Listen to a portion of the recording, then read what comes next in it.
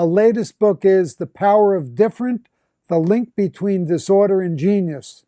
That there's such a thing as a desirable difficulty. Can you explain what that is and why it can be advantageous? I sat at a table while the other kids were reading books. I couldn't read. Maybe dyslexic, if you can't spell and have messy handwriting, but your writing shows terrific imagination. So there's this really interesting fact that a very large percentage, a much larger percentage of successful entrepreneurs are dyslexic than in the general population. And many of the Richard Branson, Paul Orfalea, Charles Schwab, John Chambers at Cisco, I could go on, Craig McCaw, the cell phone pioneer. The list of, these guys are all dyslexic, right? But what's going on inside the brain and body of these individuals, and could it actually be an advantage? So I want you to understand that you have a brain. The back part of it is where you learn. The front part is where you do. Knowledge, performance, knowing, doing. And ADHD splits them apart. I don't care what you know, you won't use it. You can be the brightest kid in the world, not going to matter.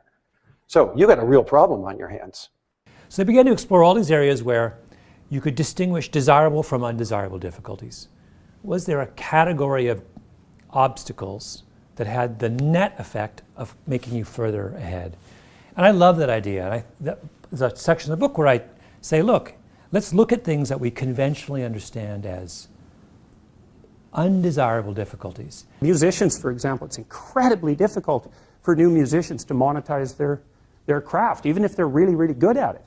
So so anyway, so I say, well, everyone's not creative, and everybody goes, oh, that's terrible. It's like, it's not so terrible. It's not self-evident that you would curse someone with high levels of creativity. There are a disproportionate number of dyslexic people in prison, so what's the perfect storm to make a difficulty desirable? That's the million-dollar question. At what point along that curve, along that dimension, does a disorder begin? And Wakefield answered that for us more than a decade ago, when harm is posed to the individual. Disorders begin where impairment begins.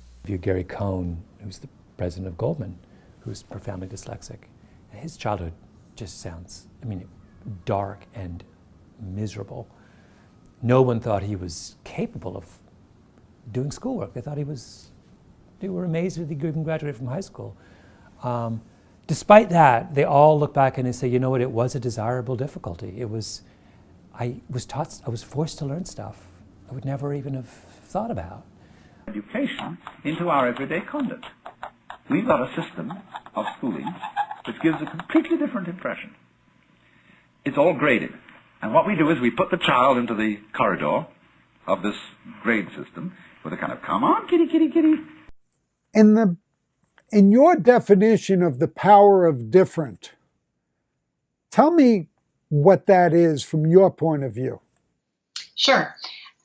It is the fact that there are certain differences that occur in the brain from a wiring perspective, I'll say, that may cause one to present with some symptoms of depression, anxiety, difficulty concentrating, maybe difficulty socially relating to others. Maybe it's even psychotic thinking, or maybe it is a learning disability of some sort. But those same differences in wiring that may cause particular symptoms often have a very strong correlation to wiring that also presents as a very particular strength. So the potential for great ability, or literally that great ability, that often leads to extraordinary success or talent, and even in some instances, genius. For Gary Cohn at Goldman, who probably has an IQ of 150, and who had a grandfather who totally believed in him and was the person he was closest in. He's got two, and a pretty strong family around him. So he's got three really big advantages, right? Someone believes in him, high level of native intelligence. He can go through a lot of hell at school and still come out okay. But now imagine someone who didn't have a stratospheric IQ, whose family wasn't supportive, and who had other disadvantages, woke up every morning hungry. Now it's hard to see that their dyslexia would as easily be a desirable difficulty, right? That sounds to me like it would be the straw that broke the camel's back. A grade school, you've got high school, and it's revving up, the thing is coming, then you're going to go to college, and by Jove, then you get into graduate school, and when you're through with graduate school, you go out to join the world. So, anxiety, and the most common symptoms that people came to me for in my practice. Anxiety, depression, bipolar disorder, meaning, sometimes you have episodes of feeling depressed, sometimes you have episodes of feeling what's called hypomanic or manic, difficulty relating to others, which people might identify meaning you're somewhere on the autism spectrum, depending on how pervasive the difficulty is. And their stories are all the same. They all look back and will tell you, if it hadn't have been for the fact that I couldn't read or read well in 2nd and 3rd and 4th grade, I would never have, and they start listing all the things they were forced to do that proved to be ultimately advantageous. I would never have learned how to listen.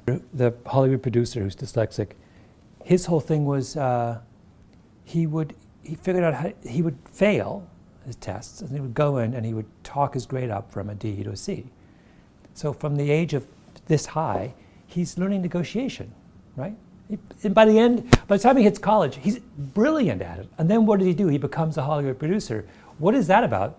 It's about negotiation, among other things, and he's been practicing his entire life. As a musician, because jazz is patterns of music repetitively put together over and over again in different ways. And so he is extraordinarily talented. He is going on to get an advanced degree in music and passed college, and is also has multiple CDs out and is now teaching music to other autistic kids. So he's a very special young man. The conventional notion with learning is, to the extent that I make your task easier, you will learn more. But there are exceptions. There are also cases where if I make the task slightly harder for you, you'll learn better. Because if I make it a little bit harder, maybe you'll be forced to concentrate more. Or maybe you'll have to read it 3 times instead of once.